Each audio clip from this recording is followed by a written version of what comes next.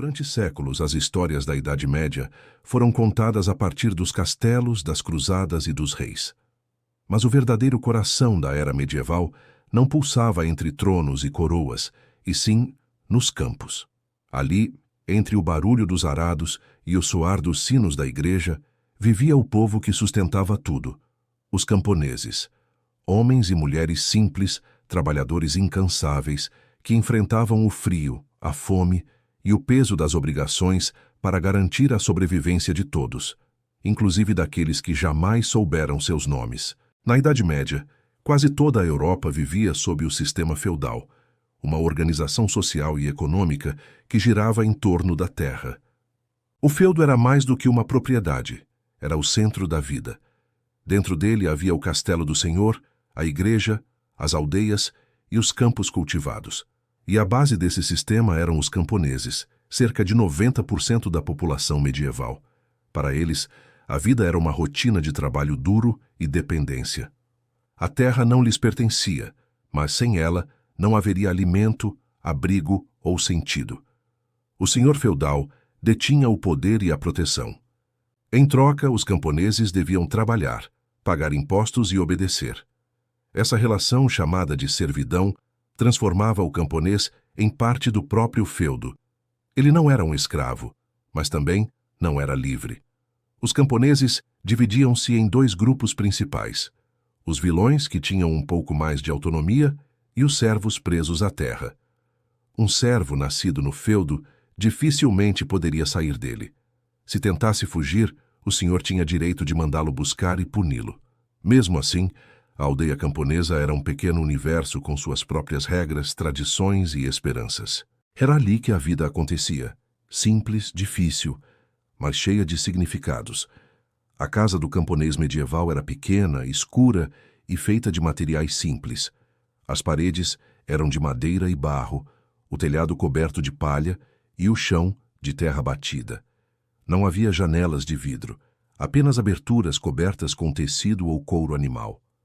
O fogo no centro da casa servia para cozinhar e aquecer, mas também enchia o ambiente de fumaça. A maioria das famílias dormia em um único cômodo. Homens, mulheres, crianças e muitas vezes até os animais domésticos compartilhavam o mesmo espaço. A cama, quando existia, era feita de feno ou palha. A iluminação vinha do fogo e as noites eram longas e frias. A comida era simples, quase sempre a mesma: pão escuro, feito de cevada ou centeio, mingaus de aveia, legumes e, em dias de sorte, um pouco de carne ou queijo. O vinho e a cerveja eram bebidas comuns, não por luxo, mas porque a água frequentemente estava contaminada. Mesmo com tão pouco, os camponeses valorizavam as refeições como momentos de união e descanso. A vestimenta era funcional. Tecidos rústicos, túnicas e capuzes, tudo feito à mão. Nada era desperdiçado. Roupas eram remendadas até se desfazerem, e o couro era reaproveitado para calçados e ferramentas. O trabalho do camponês era determinado pela natureza. Cada estação trazia novas tarefas: preparar a terra, semear, colher, armazenar. O ano agrícola era o verdadeiro calendário da Idade Média. Na primavera, aravam os campos e plantavam trigo, cevada e legumes. No verão, cuidavam das colheitas e do pasto. No outono, vinham as longas jornadas de colheita e armazenamento. Um período crucial para sobreviver ao inverno. E quando o frio chegava, o trabalho não acabava. Era hora de consertar ferramentas, cuidar dos animais e sobreviver ao tempo gelado. As ferramentas eram simples: arados de madeira, enxadas, foices e pás. A força vinha das mãos e dos bois que ajudavam a mover o arado.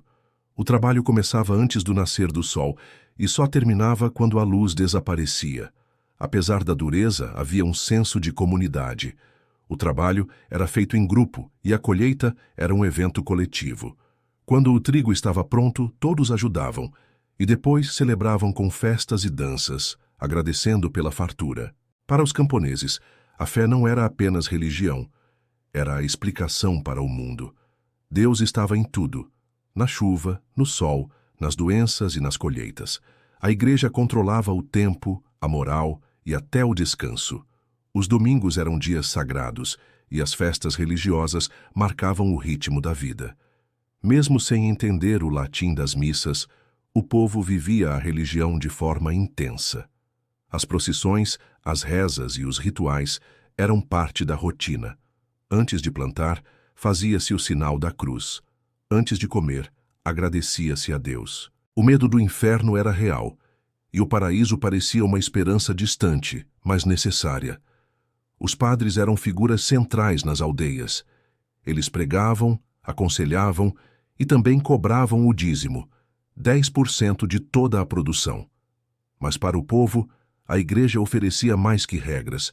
Oferecia conforto espiritual e a promessa de salvação. A vida dos camponeses era marcada por deveres e impostos. O senhor feudal era dono da terra e, portanto, dono do destino de quem vivia nela.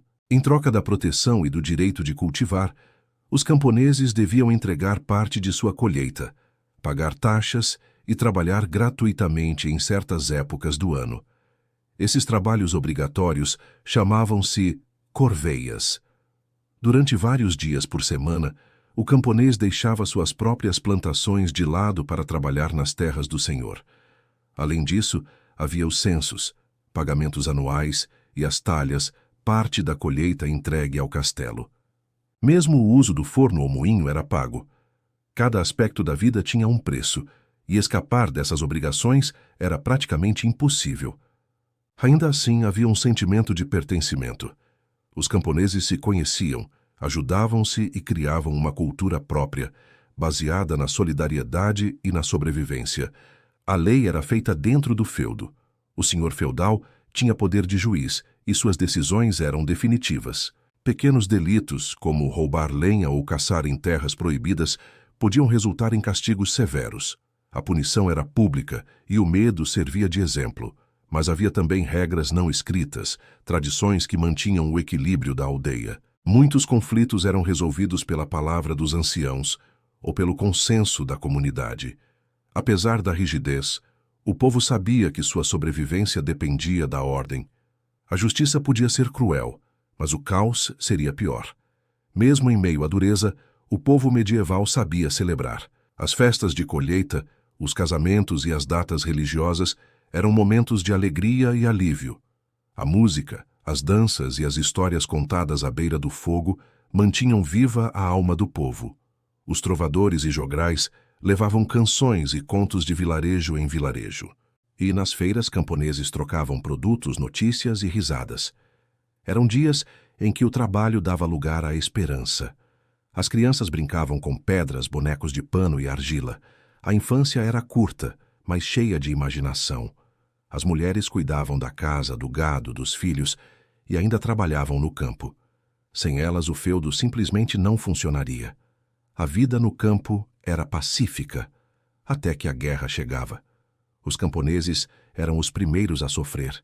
Exércitos saqueavam colheitas, incendiavam aldeias e levavam tudo o que podiam.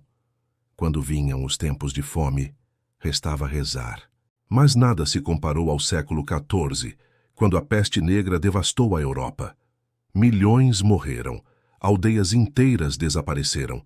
Aqueles que sobreviveram viram um mundo transformado e começaram a questionar o próprio sistema feudal.